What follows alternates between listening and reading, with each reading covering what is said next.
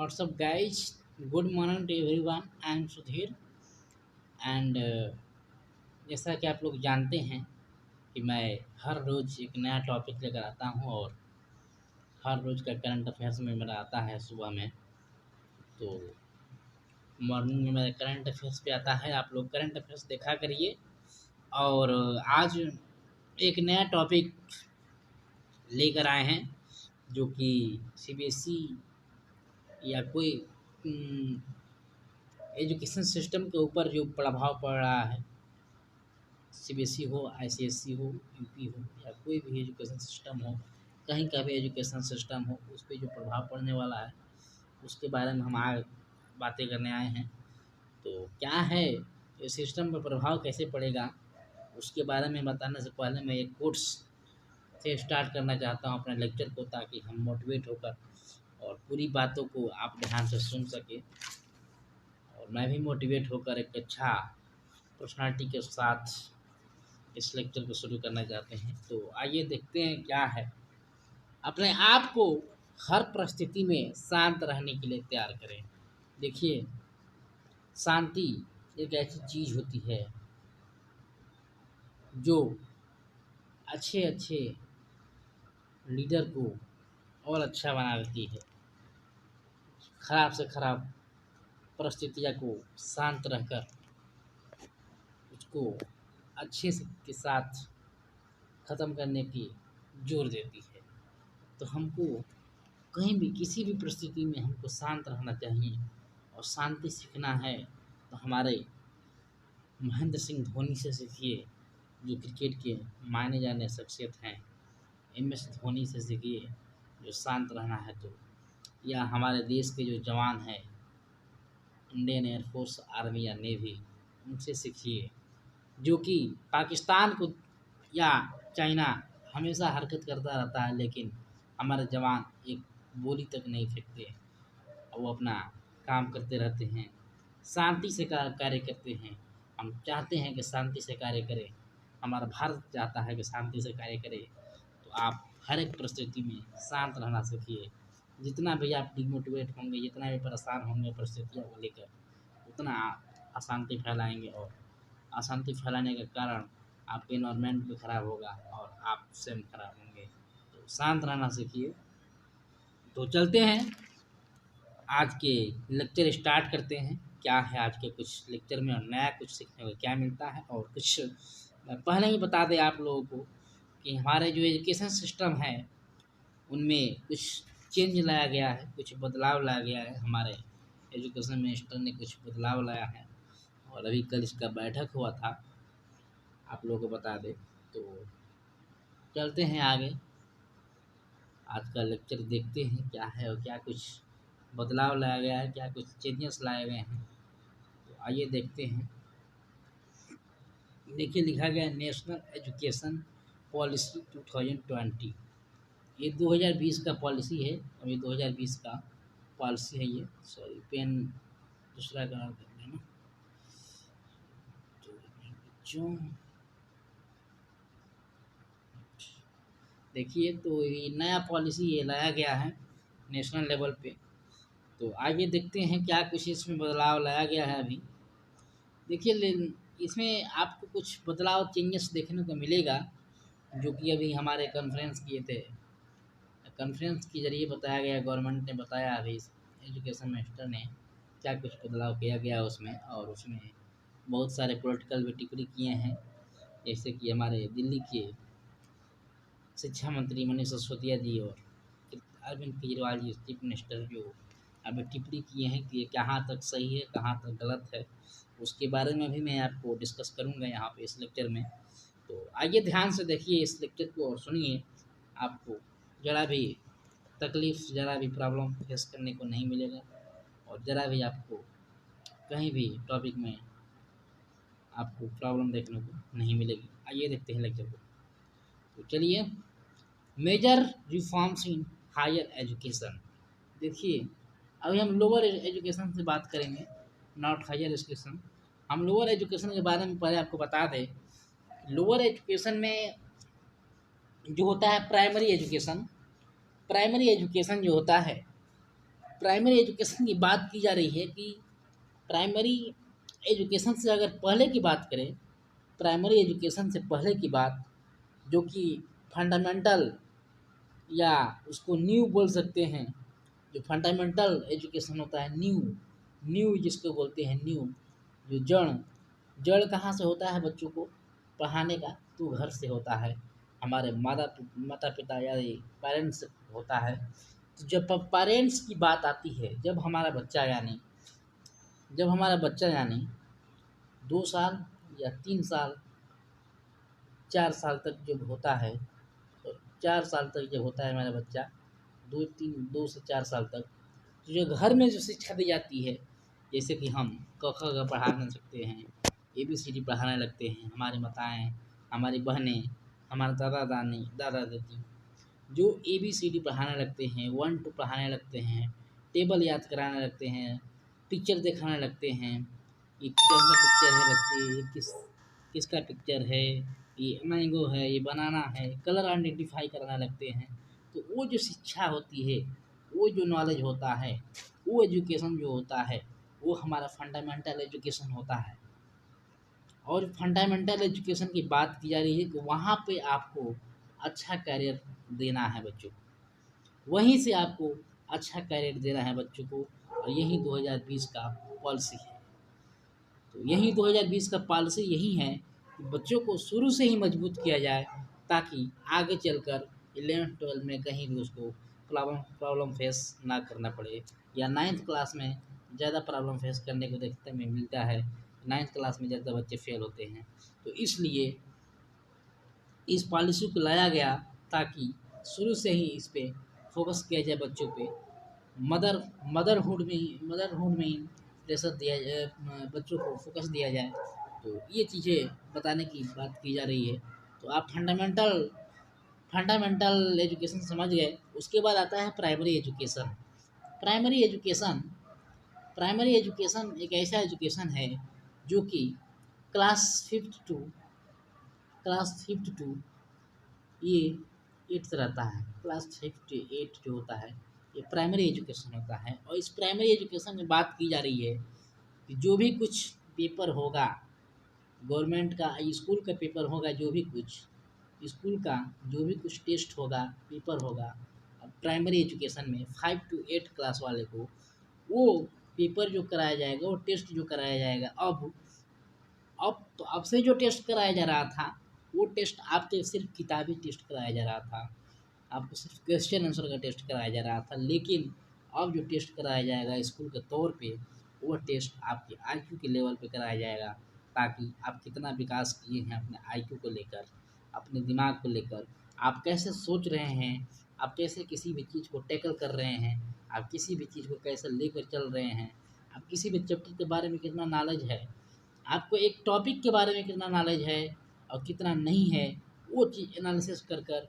इसको टेस्ट दिया जाएगा इस बार इस पॉलिसी में। तो आप लोग समझ गए कि 5 to 8 का प्लान क्या है। 5 to 8 प्लान ही भी बोलते हैं इसको, 5 से लेकर 8th क्लास तक का प्लान, यानी कि प्राइमरी एजुकेशन का प्लान। तो हमारा प्राइमरी एजुकेशन का प्लान यही है कि बच्चे को, हर एक बच्चे का IQ टेस्ट किया जाए, उसके टेस्ट के जरिए, ना कि टेस्ट का लेकर और कॉपी फेंक दिया जाए। ये पॉलिसी ख़त्म करना है, ये पॉलिसी लाना है, ताकि उसका IQ टेस्ट भी किया जा सके। तो इतना कुछ जानकारी आप रख सकते हैं इसके बारे में अभी फ़िलहाल। तो अगर आगे चले, हम आगे बात करें 9 से लेकर, और इसमें देखिए अभी प्राइमरी एजुकेशन में ये तो एक बात थी कि टेस्ट को लेकर, लेकिन अगर उसके शिक्षा रहन सहन की बात करें, तो उसमें भी पेरेंट्स का लेकर एक मीटिंग बैठेगी, और पेरेंट्स से, गार्जियन से बात की जाएगी कि अपने बच्चों को कैसे रखना है, कैसे क्या करना है, कैसे टेकल करना है, गुस्सा आता है तो कैसे शांत करवाना है। ये चीज़ों को लेकर जो डेमोक्रेटिक डेमो डेमोक्रेटिक डेमोक्रेटिक जो चीज़ें होती हैं, जो घर का जो रहन सहन होता है, वो चीज़ों को लेकर भी बात की जाएगी पेरेंट्स को लेकर। और सबसे पहले पेरेंट्स से बात की जाएगी इसके बारे में, और इसको टेकल करके चला जाएगा। जो जो एक्टिविटी होती है उसके बारे में भी लेकर बात की जाएगी, तो आप समझ सकते हैं। और देखिए, सबसे पहले हम बता दें, उसके बाद क्लास 9th यानी कि हायर एजुकेशन अगर लेकर चले, हायर एजुकेशन, तो हायर एजुकेशन में आता है हमारा 9 to 12, या ग्रेजुएट भी आ सकता है, इसमें ग्रेजुएट आता है, बीएड एमएड आ जाता है, हायर एजुकेशन आ जाते हैं। तो इसमें क्या है पॉलिसी कि जब 9 टू ग्रेजुएशन तक बात कर रहे हैं हम, तो इसमें आपका आईक्यू तो टेस्ट किया ही जाएगा, लेकिन आपके टेस्ट के हिसाब से आपको क्लास एक्टिविटी को देखा जाएगा। आपके टेस्ट के हिसाब से आपके क्लास एक्टिविटी को देखा जाएगा। और अगर हम हायर एजुकेशन में और ज़्यादा आगे जाएँ, यानी ग्रेजुएशन की बात करें, बीए, बीकॉम, एमएससी, तो इसकी हम बात करें, या बीएड की बात करें, तो इसमें बताया गया है अभी अगर आप म्यूजिक लेना चाहते हैं तो म्यूजिक के साथ आपको मैथ्स भी ले सकते हैं। जी हाँ, आप ध्यान से सुनिए, अगर आप म्यूजिक लिए हैं इसके साथ आप मैथ्स लीजिए या फिजिक्स लीजिए, इससे कोई मैटर नहीं करता। आप फिजिक्स के साथ म्यूजिक भी ले सकते हैं, फिजिक्स के साथ स्पोर्ट्स भी ले सकते हैं, जबकि अभी तक इसका कोई मतलब नहीं था, लेकिन अब मतलब हो गया है। जी हाँ, अगर आप मैथ्स लिए हैं तो आप आर्ट्स भी लेकर चल सकते हैं। ये पॉलिसी अभी एजुकेशन सिस्टम में आई हुई है, तो ये हायर एजुकेशन के लिए है, आप समझ सकते हैं। तो यही बात है कि अगर फिजिक्स ले रहे हैं तो म्यूजिक आर्ट्स भी ले सकते हैं, म्यूजिक लिए हैं तो मैथ्स भी ले सकते हैं। और ये देखिए, बता दें आपको कि अगर पीछे थोड़ा जाए हम, अगर प्राइमरी लेवल पे अगर जाए हम, प्राइमरी एजुकेशन की हम बात कर रहे थे, तो उस पे अगर जाए हम, तो अब ये बोला जा रहा है कि आपको मिड डे मील तो दिया ही जा रहा था। मिड डे मील मतलब कि आपको लंच तो दिया ही जा रहा था बच्चों को, जैसे कि 5 to 8 क्लास तक के बच्चों को अभी लंच दिया जा रहा है, गवर्नमेंट स्कूल में दिया जाता है, उसको मिड डे मील बोलते हैं। तो ये बातें समझ आई होंगी आपको। तो मिड डे मील के साथ आपको बताया जा रहा है कि मॉर्निंग में बच्चों को ब्रेकफास्ट भी देना है। ब्रेकफास्ट में या तो फ्रूट हो सकता है, मिल्क हो सकता है, या जो भी कुछ होगा वो ब्रेकफास्ट में देने की अभी बात की जा रही है इस पॉलिसी में, ठीक है। तो ये ध्यान रखिएगा, छूट गया था मेरा पॉइंट थोड़ा। अगर हम बात करें, फिर हम कहाँ पे थे, तो आइए यहाँ पे थे हायर एजुकेशन में। तो हायर एजुकेशन पे अगर हम बात करें तो आपको बता ही दिया कि म्यूजिक के साथ मैथ, फिजिक्स के साथ आर्ट्स भी ले सकते हैं, म्यूजिक भी ले सकते हैं।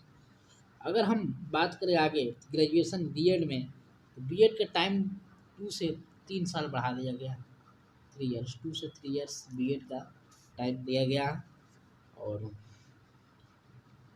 और ये इंडस्ट्री प्रैक्टिकल एग्ज़ाम होगा, प्रैक्टिकल के रूप में ये लिया जाएगा, या 9 से 12 का है या बीएड एमएड, ये प्रैक्टिकल के रूप में लिया जाएगा। ये प्रैक्टिकली एग्ज़ाम होगा, मतलब कि आपको प्रैक्टिकली फाइंड किया जाएगा, फिजिकली फाइंड किया जाएगा, आपको आईक्यू टेस्ट भी किया जाएगा, और आपको एक्टिविटी भी देखा जाएगा कि आप कैसे लिखते हैं, आपके लिखने का कल्चर क्या है, आपके लिखने का राइटिंग क्या है, आपके सोचने का क्या है तरीका, या आप कॉपी कैसे रखते हैं, बुक कैसे रखते हैं।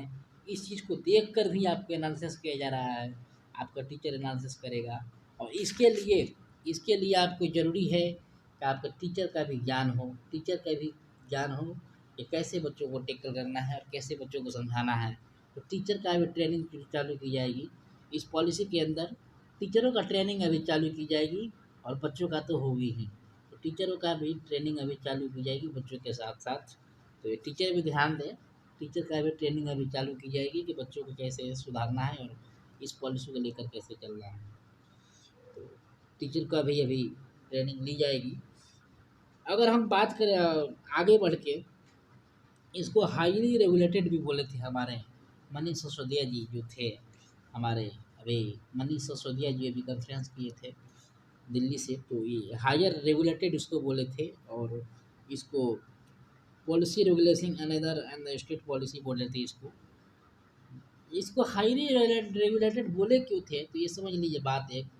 इसको बोल रहे थे कि ये प्रॉब्लम फेस कर रहा है, ये पॉलिसी सिर्फ आपको फीडबैक के रूप में, ये पॉलिसी सिर्फ आपको फीडबैक के रूप में प्रॉफिट ही नहीं देगी, बल्कि ये एक ड्रॉबैक भी देगी। और ड्रॉबैक क्या होगा, आप ड्रॉबैक जान सकते हैं कि हाईली रेगुलेटेड बोले थे इसको।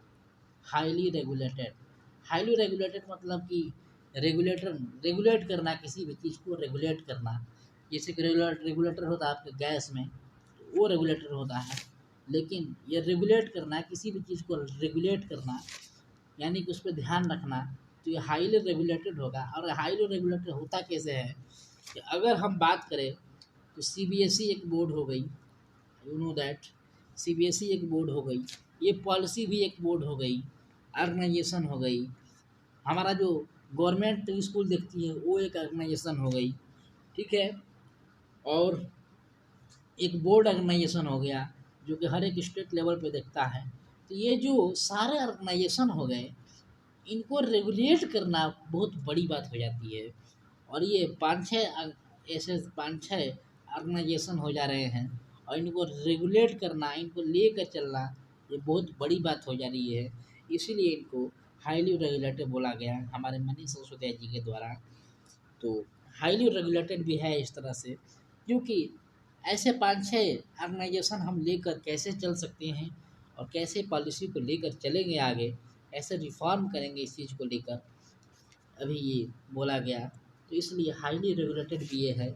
अभी प्रश्न आपको पूछा जा सकता है, क्वेश्चन ये बन सकता है ISCPSC में, कि हाईली रेगुलेटेड क्यों बोला गया नेशनल एजुकेशन पॉलिसी 2020 को।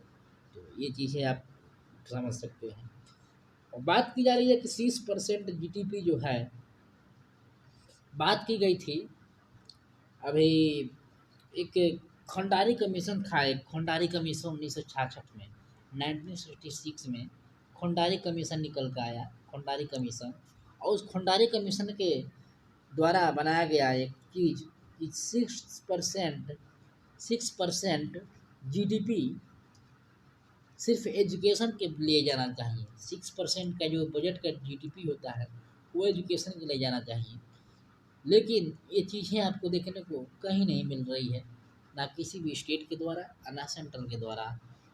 ये चीज़ें 2 या 3% कहीं जाकर अटक जा रही है, और सारे पैसा, सारे मनी हमारे प्राइवेट स्कूल वाले खींच लेते हैं बच्चों से, पेरेंट्स से। तो इसलिए बात की जा रही है कि 6% जो ये बात की गई थी, ये एक्ट में 1966 जो एक्ट था, खंडारी कमीशन एक्ट, तो ये चीज़ को इम्प्लीमेंट करने की बात की जा रही है कि ये जो पॉलिसी है उस चीज़ को भी इम्प्लीमेंट करेंगे। और ये 10% से लेकर 20% का ये टारगेट दे रहा है कि 20% तक का हम अपना जो बजट होता है ये एजुकेशन के क्षेत्र में लेकर जाएंगे। तो ये बात की जा रही है, 1966 का जो एक्ट था उसको लेकर चलेगा ये। तो इतना कुछ जानकारी था इस लेक्चर के बारे में और इस पॉलिसी के बारे में। तो संभव कि आप लोग समझे होंगे, हमारी बातों को ध्यान से सुने होंगे, और मैंने अच्छा से अच्छा तरह से आप लोगों को समझाने की कोशिश किया ताकि आप समझ सकें। आसान भाषा में मैंने समझाया और समझाने की कोशिश किया। और एक बात हम बता दें आपको कि HRD पहले था, HRD मिनिस्टर जो था पहले, HRD मिनिस्टर था पहले, जो कि एजुकेशन सिस्टम को देखता था। तो ये जो HRD मिनिस्टर था ये अब एजुकेशन मिनिस्टर बन गया है। ये सबसे बड़ा बदलाव किया गया है इस पॉलिसी में, ये HRD मिनिस्टर को एजुकेशन मिनिस्टर बना दिया गया है। तो इसको ध्यान रखिएगा। और HRD मिनिस्टर को एजुकेशन मिनिस्टर कब बनाया गया, ये भी क्वेश्चन आ सकता है, तो ये ध्यान रखिएगा। तो कब बनाया गया, तो ये जब पॉलिसी चालू हो जाएगा 2020 का, तो ये क्वेश्चन तैयार हो जाएगा उनके कि HRD मिनिस्टर को एजुकेशन मिनिस्टर कब बनाया गया, तो ये ध्यान रखिएगा। आइए अगर हम थोड़ा सा बात कर ले इसके बारे में, और तो major reform in higher education, higher education की थोड़ा बात कर ले हैं। ऐसे तो आप लोग को बता दिया, लेकिन थोड़ा पढ़ कर बता देते हैं, हम बात कर लेते हैं थोड़ा इसके बारे में, ये क्या लिखा गया है। Multiple entry and exit points with appropriated certification UG education can be of 3 or 4 years with multiple exit opposition and the apprehension certificate with period for example certificate after 1 year, advanced diploma after 2 years, and bachelor degree after 3 years, and bachelor with research after 4 years. After 4 years देखिए इसमें बात यही की जा रही है पूरा total मिलाकर बता दें आपको। अगर आप पहले क्या होता था कि अगर हम बीए कर रहे हैं या एमएससी कर रहे हैं या बीएड कर रहे हैं तो इसमें होता क्या था, अगर हम कोई भी आर्ट लेकर चल रहे हैं बैचलर आर्ट तो या कोई भी बीए एमए कोई भी लेकर चल रहे हैं, और अगर हम जैसे कि बीए मान कर चल रहे हैं कि 3 साल का होता है, तो अगर हम 1 साल कर कर या 2 साल कर कर छोड़ दिए, आई नॉट द कम्प्लीटेड दिस, तो क्या होता था कि ये चीज़ें पूरा ख़त्म हो जाती थी। अगर हम बीए पहले कर रहे हैं, बीए पहले कर रहे थे अभी, और अगर हम 1 साल कर कर छोड़ दिए या कहीं चले गए या कहीं प्रॉब्लम फेस हो गया, मेरे पास प्रॉब्लम आ गई, मैंने छोड़ दिया उस चीज़ को, अब मैंने फिर से चालू करने के बजाय उसको हम इसको 2 से चालू करने के बजाय हम फिर 1 से चालू करते थे। तो ये अभी का प्रोसेस है, लेकिन इस प्रोसेस को बाइकआउट कर दिया गया है हमारे गवर्नमेंट द्वारा, एजुकेशन मिनिस्टर द्वारा। ये बोला गया है, ये देख सकते हैं यहाँ पे, ये बोला गया है कि अगर आप 3 साल 4 साल का पॉलिसी अगर कोई भी ज्वाइन कर सकते हैं, बीए एमए अगर करते हैं, और आप अगर 2 साल या 1 साल इसको एडवाइस करते हैं, इसको लेकर चलते हैं, उसके बाद आप नहीं करते हैं, उसके बाद कोई आपके पास प्रॉब्लम आ गई और उसके बाद फिर आप इसको चालू करना चाहते हैं, तो अगर आप 1 साल किए हैं बीए, तो उसके बाद आप दूसरे साल दूसरा ईयर और तीसरा ईयर आप फाइनल कर सकते हैं। आपको फिर पीछे नहीं जाना है, फिर 1 से स्टार्ट नहीं करना है, ये बात की जा रही है। और आपको उसी के हिसाब से आपको सर्टिफिकेट भी दे दिया जाएगा। हर एक ईयर पहला ईयर का आपको सर्टिफिकेट दिया जाएगा, फिर दूसरे ईयर का सर्टिफिकेट, फिर तीसरे ईयर का फाइनल ईयर का सर्टिफिकेट आपको दिया जाएगा। इस तरह से आपको चलेगा ये चीज़ें। और आपको कोई भी अगर करते हैं, आपको अगर for example certificate after 1 years, 1 साल के बाद आपको एडवांस डिप्लोमा का सर्टिफिकेट दिया जाएगा, फिर 2 साल के बाद बैचलर का डिग्री का सर्टिफिकेट दिया जाएगा, फिर 3 साल के बाद बैचलर विथ रिसर्च आफ्टर 4 साल के बाद दिया जाएगा। तो ऐसे ऐसे सर्टिफिकेट आपको मिलता जाएगा, तो आपके पास प्रूफ भी रहेगा तो मैंने 1 साल किया है, मैंने 2 साल किया है, और उसके बाद आप ऐसे फाइनल करते जाएंगे। लेकिन ये पॉलिसी अभी नहीं था, लेकिन ये पॉलिसी अभी लागू होने वाली है। तो ये चीज़ें थी हायर एजुकेशन के बारे में। आइए चलते हैं आगे थोड़े क्या है।